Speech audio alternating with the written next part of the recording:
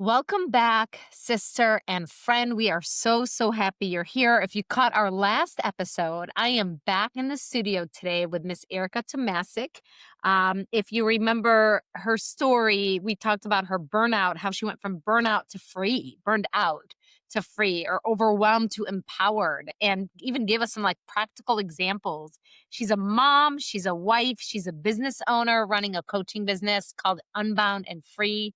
And we're back today to talk about from overwhelmed to empowered, but practical applications. Like, how do you take this information and actually apply it to your life? And so, welcome back, Erica. Thank you for being here again. And let's dive into the content. Yes. All right. So let's talk about some practical applications. Like, you are a coach, you're a speaker, you're a facilitator. How do you walk women who are overwhelmed to their freedom, to their empowerment? Like, how do we start? Where do we start? Yeah. So for everyone it's different, but the first thing that I really help women do is to understand where they're at. Like like for example, women might say like, "Well, I just can't advance in my career. I just get to this place where my life is too much, or I've just got so many things going." And so to really pause and to allow them to share like where are they currently at and what do they really desire. For us as women, for so long it's been like, I mean, even generations past, it's like we just get things done, we take care of the home, we take care of children, or if Yeah. we're not married, we definitely still have a role in our family where we are like the caretakers caring for elderly parents. Right. And it is the thing of you don't have needs, you don't have desires, you are just here to keep the ship moving. We don't a common phrase I hear all the time, I used to say it all the time, is we don't have time for this, we just have to keep going. Hmm.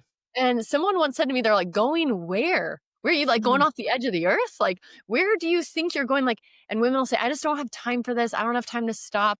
I'm like, "Because why? What will happen if we stop?" And so to understand where they're currently at and truly what they desire. And and for so many of us, we don't even know. I'm like, "What are your dreams? What lights you up in life? What do you love? Like, what are you doing here on this earth?" And they're like, make money, take care of my family, and like just get everyone safely in bed at night." I'm like, Yeah. "Really? Like at the end of your life, that is what you're going to be so glad that you did?" No, God made you for so much more. And I had so many people do this for me, is to help me dream again and to help me know where my current reality is, because we're not getting it from this culture. It Hmm. is like, start to listen as you talk to other people, even in a basic interaction of like, "Hey, how are you? Hey, how are you? How are you doing?" "Oh, I'm doing fine," which fine's always a curious word for me. "I'm doing fine." Or my I'm favorite fine. It's fine. Everything's fine. or my favorite one is, "Oh, just staying busy." I'm Mm. like, "I asked you how you were," which is like a deep internal state of your emotion, and Hmm. your phrase is "just keeping busy." I'm like, "We could just study the word just, and Hmm. then keeping busy." Hmm. People ask me all the time, they're like, "How are your kids doing? Are they keeping busy this summer?" And I'm like, do I want them keeping busy? Wait, we weren't really like, busy. I used to be busy and my life was super chaotic. And Right. so my point in saying that is the world around us is not going to ask how you truly are. And even if you are, you're like, "I am a complete mess and I'm falling apart and I'm so overwhelmed." You know what you're going to hear? "Me too. We just have to keep going. That's just Hmm. how it is." And so for you to take space for yourself with you in a journal, or you and a friend, or you and a counselor, therapist, coach, pastor, whoever, to like really know how you're doing and that it's okay, and that it's also, our whole culture is dysregulated, and that's not normal. And so to know that how you're feeling is okay, and it shouldn't just be, you know, made better with scrolling and eating and drinking and overworking. And then the next thing we do then is really to know like, what do you want in life? And Hmm. that is so hard for women. That was so hard for me. My answer to this question a decade ago was for my husband to be happy. 100%, that was my answer. Because my dreamer had died. I didn't know that I could have dreams. I thought I'm going to do a great job at all of these things in life and be a good mom and be a good wife and do a job helping our family, make money, save money, whatever. But I didn't know it was safe to like dream things. I thought that was super selfish, honestly. Women who got massages and did all these like self-care things, I thought they were like the most self-focused, non-caring people in the world. Mhm. And so that's really like the baseline of like current reality and then getting to learn how to dream and desire again. And I believe that's 100% connected into our God-given desires that God gave us. There was just like I felt like I was drinking from a fire hose. There was just so much. So I'm like trying to take notes of all the things you're saying because I want to be able to go, ladies, X, Y, Z, right? Like I want to like baby step all of us. But there was so much goodness there. And I almost want to like clarify something. I'm curious to ask you this. Like when you are talking about the first step, which is like getting honest with where you are, Yeah. identifying how are you really feeling? Like, what is really going on in me? Am I looking for the pain point because that will help me figure out what I want or not necessarily? Yeah. I mean, I guess when I'm working with women, and even in myself, it usually pain is our first motivator. Okay. Desire is the best motivator, but usually we're first. Even when my first, so I still have a health coaching business, but my first coaching I was health coaching. Pain Yeah. always motivates us. So, yeah, I would just say, what are you feeling inside of you? Where are you currently at? So, Yeah. yeah, it typically is a pain because most women who aren't in pain, but they're doing really well, are probably already doing a lot of this work. Yeah. So so yeah, I would say it's like really identifying where are you at, where are your longings, Yeah. where Where are you not satisfied? Right. Because there are certain areas of my life where I'm just flowing. yeah, Things are cranking, things are good. And then there yeah, are pain points in my life. That's probably where I need to get real honest. yeah, yeah, That's probably where I need to do the work.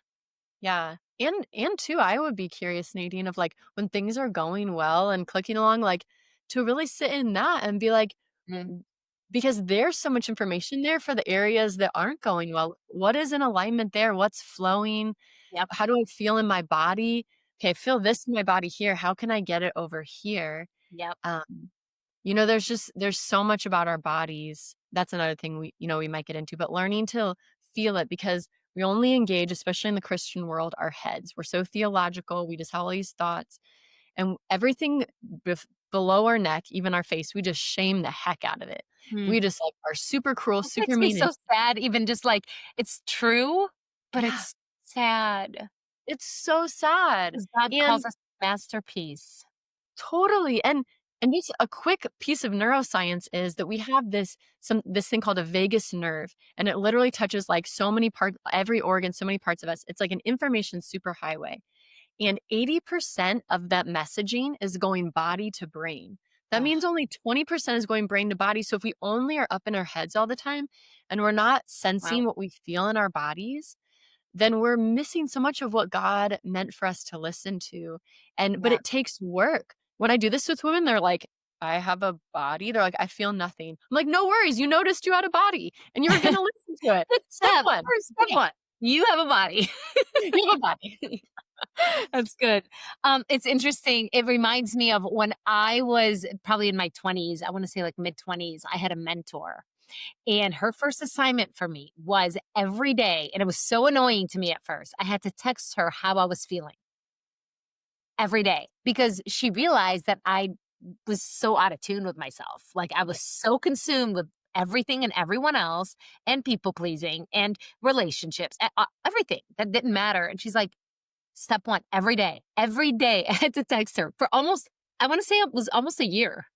But Amazing. it taught me to pause and go, how am I feeling? What is happening here? And Yeah. that was pretty powerful.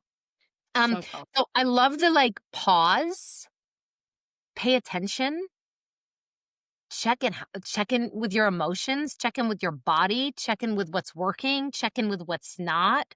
Why are you so busy? What's the real why behind it? You know, like all this like um you said something that I just have to point out, and you didn't say it in these words, but this is what I wrote. Busy is not always blessed. Yeah. Like, I love that statement, you know, and you said it in so many words, but it's like, I have to remember that. Like, just because I'm busy, that doesn't mean I'm blessed. In fact, it probably is clogging my blessings. Yeah. I mean, I love it is so hard for me because I hear it all the time. They're like, "You guys keeping busy, or your kids keeping busy?" And I'm like, "Erica, this is not a coaching session." And I'm like, "Actually, Deep breaths, deep like, breaths. this person is not asking you for deep level, like, Yeah, diving in." And so just because, answer the yeah, question. and I used to be that person. "How are you doing?" "Oh, I'm so busy." And I expected everyone to be like, "Oh my gosh, Erica is so amazing because Yeah, she's so busy." it's And almost I like we hang our hat on it, totally. a badge Yeah. of honor. And then we have our kids step into it. And now our kids are so full of anxiety. They're so stressed out because we're making them like little adults from a tiny age. And we Yeah, constantly keep them going. So, yeah, I have lots of thoughts on busy only, and I can only come from this place because it totally was me. And I have to constantly work at it, like yeah, weekly, me too. really. Yeah. Me too. And this is such a good reminder. And you said something else that I loved so much that I had to point out, and that is self-care is not selfish. And again, I don't know if you said it in those exact words, but like self-care is not selfish. Yeah. And I just thought that was a good call out. So I'm kind of hearing like one major theme of pause, listen, be honest, get to the why, get to the root, get, all of that. But then I heard this other theme of practical application of what do you want? And Yeah. like this permission to dream again. Yeah. And at the end of your life, I do this exercise once a year, and I some people might think it's morbid, but I it helps me, and that Mm, is at the end of my life, on my deathbed, what do I wanna be able to look back and say, and is what I'm doing in alignment with that? yes. And it's like, what am I here for? Like, what's the purpose? Because it can't just be this day-to-day, Yeah. check the to-do list thing. Yeah. But I Totally. but it can be dreaming without reality, right? It's like this both. But then Yeah. what? Okay, so I get honest, and I don't sometimes I don't wanna get honest. So there are certain areas in my Well, life that I just kinda wanna, like, just keep ignoring and hope they go away, but they yes. won't, and they just keep getting uglier. So, okay, I gotta get honest, and Yes. then I can dream, Yeah. but help me with Yeah. the myth. Give me some The practical app. middle. Ah, I love the middle because 'cause I've spent so much of my own life there. Oh, It's the best. Um, okay. yeah. If you say so. It's so painful. Tell me Um, more. yeah, tell me more. You know what, the one thing as we talk about the middle, the first woman that I ever worked with, she told me every time I came and left, she said, "Erica, great things are happening. True. Great things are happening," and they always are. Great things are always happening. Mm, God is here with us. Great things are always happening. We just have to have a mind to see it. And that's not like we have to be super happy and Pollyanna, but, mhm. like, we can, like, we're going through some hard things in our life right now personally, and my husband and I were like, "Great things are happening, we know it, and this situation is going to be a great thing," and so, keeps our mind there. So to this messy middle, it's different for everyone, but now when we know what we desire, and your desire might be like you said, Nadine, like, "I'm thriving in so many areas," and for many women, it's like that, but, like, "My health is falling apart," or "My marriage is not where I want it to be," or "My kids hate me," or, XYZ, whatever it is then to look at and to see, like, what is holding me back in this place. And for so many of us, what I find is it is things that we are believing or have been taught from a really young age. Yeah, Mostly it's probably before the age when I work with my own self and my clients before the age of like 7 to 9 years old. yeah, And some of us, and this has been my hard thing, is we think, well, I didn't have those like big T traumas. Like in the right. therapy world, they talk about big T, little t. In the somatic neuroscience world that I more operate in, we don't use those exact words, but it's similar. And we think, I wasn't raped, I wasn't molested. Like for me, I have amazing parents, all these things. Why am I struggling so much? And to be able to know, like, all of us, even as parents now, we struggle. We've messed up. The world is hard. Like there are beliefs and things that we've taken on that our body took on to help us. Yeah, I mean, just very simple things that we can all agree on, or not agree on, but have all heard. When it rains, it pours. How many times have you heard that? Well, if you have something hard happen, Nadine, and someone might say to you, well, when it rains, it pours. And it's like, does it? When it rains, you have to Everybody pour? knows that lie. Or one that I hear all the time is, well, just be ready because the other shoe might drop or is probably Uh-huh. going to drop. Yeah, These are just tiny examples of little things that affect our brains. yeah, Or we are told, like maybe if you didn't have a lot of money growing up, but all these other people in town, especially the ones who gave all the money and supported the church, they had a lot of money. Well, those people and us, and all of a sudden there's a divide. Those people, they can give a lot of money to the church. And this is so hard with money. Money isn't bad. Money is bad. We often hear or get it misconstrued. Even though money's not bad, it's the love of money that's bad. Money is bad, but these people over here, they make a lot of money and somehow they're good because we need it for the church. But we're mhm, over here and we're these people. And so we can't ever make this money. And all of a sudden, as a 7-year-old, you're like, okay, I'm these people. They're those people. I should want to be those people. So it can even be these small things. It can be something as much as something someone said to you in the health coaching world. So many women I work with as young children, they were told by a grandpa and uncle, someone that they're fluffy or chubby or they shouldn't be wearing that shirt. Or it's like the smallest comment, but it impacts their entire life. And now they believe. And so what happens is this informs our belief. yeah, We now believe we are fluffy. We now yep, believe, our uncle told us we had a big butt. He was being funny. And right, so that is the next work, I believe, is to really dive into the deep parts of us and what are our beliefs? What are we truly struggling with that's holding us back? Because we can go and change like the outer parts of our life, and maybe we need to. Maybe you need to quit your job.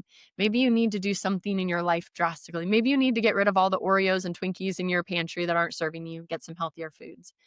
But there's a reason you keep going to the pantry for the Oreos. And yeah. it's an addictive. Oreos are addictive. It's a true nature. They're But delicious. not everyone's yeah, they're delicious, but not everyone's addicted to them. And so there's something deeper that's causing us, and that deeper, that is such my passion that I Yeah, love helping people with. And this is the work I think people don't do. They get rid of the Oreos, they don't go to figure they out don't why do they the can't. work. Yeah, totally. Yeah. Yeah. Um, I love the great things are always happening. It reminds me of, like, God makes all things work together for the good of those who love him. Like, Yes. even the ugliest of uglies, God still, like, knits it together, right, to make something so very beautiful. Yeah. Um, I'm gonna walk away. I don't wanna grab this cross 'cause, it's probably not even gonna end up on video. But I got this as a gift, and I just think it's so beautiful, and it's this, like it's out of broken glass, Yes. and it's like you can take the brokenness and make it into something so beautiful, and that's God what God is doing in our brokenness. So even through the hard, beauty is, like, forming, right? So I love that reminder. Um, I love kinda, like, the way you're helping talk about this messy middle, right? So there's, like, the truth of the bit of where I am, there's Yeah. the dream of where I want to be, and then there's the messy middle. What do I do with that? And what I'm hearing you say is it's heart work. Yeah. It's what is keeping me stuck. What is the old stuff that I'm still carrying? What are the old tapes that I'm listening to? It's like digging in and like Yeah. opening up these doors that have been closed in my heart, like Yeah. looking through the window, like it's heart work. And you said something else and it made me write down, if it's hysterical, it's historical. I heard that before and it's so true. Like if I have like a hysterical reaction to it, that means it's historical. That means it's something from my childhood that I need to address. Yeah. And gosh, there's just so much there. So getting honest, getting to the dream, right? Being clear about the dream and then doing the work. Can you Yeah. speak any more as we start to wrap up about like how do we get there? Like what does the work look like? What does the heart work really look like? And Yeah. then we can wrap up. Yes. I For each of us, I believe it's different based on how we process and how we do things. But the first thing is to bring it to the forefront and to honor it, to know like I am not bad, I am not wrong. There are things that I have believed, things that Satan so loves that we believe these things as they hold us back. Yeah. And to bring them and to show grace and mercy and love, especially if it was a situation where you weren't shown grace, mercy, and love.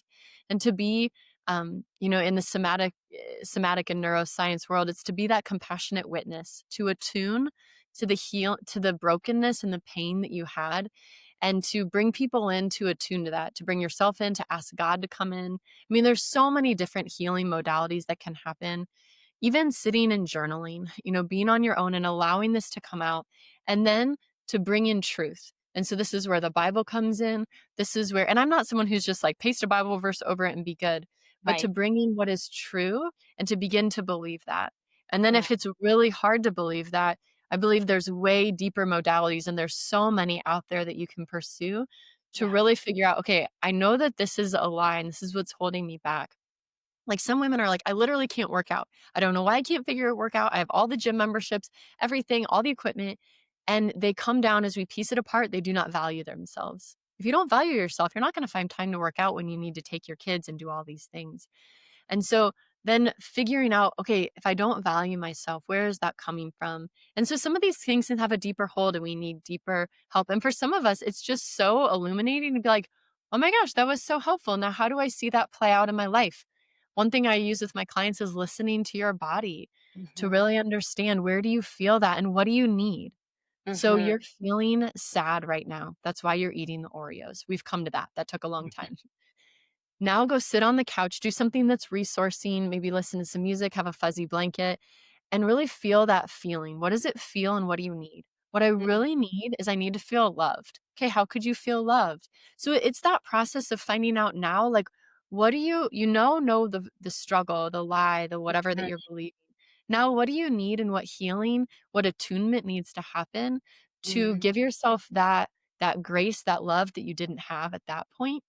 And then to Mhm. ask, like, what do you need? I need to go, like, do a dance party. I need to move my body. I need some better community. My friends are not Mhm. uplifting to me. Mhm. And then, like you said, Nadine, on the last podcast, is surrounding yourself with people who are doing the same thing, who can hold space Yeah. and attune and actually listen. Is the Yeah. greatest gift we can give someone is to listen to them. Yeah. Yeah. Um, I love it. I call it my ABCs. This is something that I use because I have big T trauma, right? Being in war zone and all the things. And Oh, that's what it just reminded me of what you just said. And so maybe this will help you, sister out there who's listening. Like the A is the awareness. Okay. So you have the awareness, right? What do I feel? The B is breathe. Just breathe. Like, and I love how you, like, attach that, "Okay, what do I feel and what do I need?" So maybe as I breathe, I can start asking myself, "What do I need? What do I really need?" And then the C is make the choice. It's like mm, I can choose what's old and what keeps me stuck, or I can choose what I actually really need, which is I need to go for a walk, or I need a cozy blanket, or I need to call a friend, or I need to cry, or whatever. yeah. Um, this has been so rich. I have 2 pages of notes, like, I just need to review it and apply it, to areas of my life, and, as you listen, sister out there, just know that we're in this together, we're all on a journey, none of us ever really arrive, so I'm sitting here, like, acting like I know everything. I don't know anything. I'm a work in progress just like you, and we're in it together. So reach out to community. We have that through Purposeful Living. um, Obviously Erica is a phenomenal coach that's also available for you out there. But just know that you are loved and you are worth it and you are valuable and your heart matters and you matter and your dreams matter and you have a purpose, and we want to encourage you and invite you to step into that. Yeah. Anything you want to wrap up with, Erica? Anything I wanna wrap up with? Um I just so want to encourage you that you are designed so perfectly and you are not a mess up. You are not a screw up. And when you feel misaligned in this world, it's because we weren't created to live in this crazy hustle bustle and all the things around us. And so there's nothing wrong with you. And there's always healing. There's always an opportunity. There's always solutions because God is in it with us. And so you are never stuck. It might feel like you are stuck, but you are never stuck.